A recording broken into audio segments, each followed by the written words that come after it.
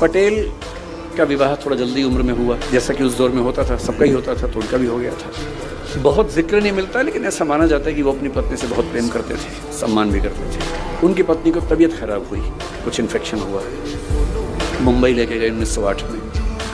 कामा अस्पताल वहाँ का अच्छा बड़ा अस्पताल था, वहाँ उनका एडमिशन हुआ।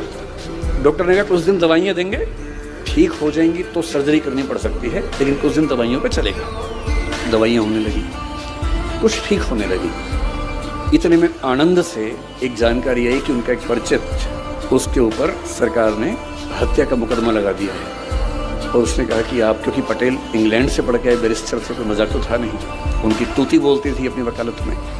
मित्र ने कहा कि आप आएंगे तो बच पाऊंगा, वरना तो इस सरकार का इरादा कुछ सही लग नहीं रहा है। तो पत्नी को ठीक स्थिति में देखकर ये कहे कि मैं 2-4 दिन में छुड़ा के आता हूँ। आनंद आ गया वापस।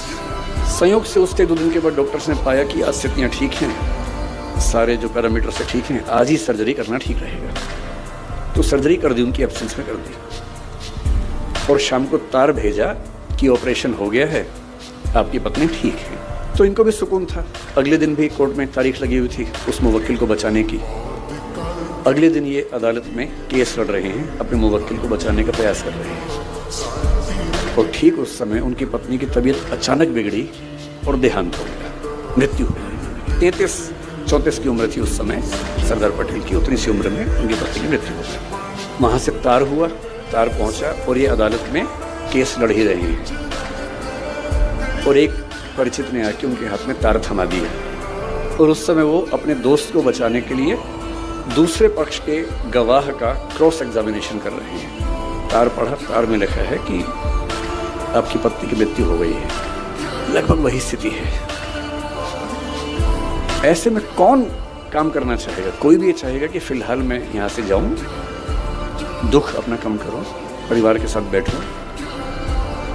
और उनके दिल में एक ही बात आ रही है कि मेरा निजी दुख तो अपनी जगह है, लेकिन अगर मैं इस बिंदु पर हट गया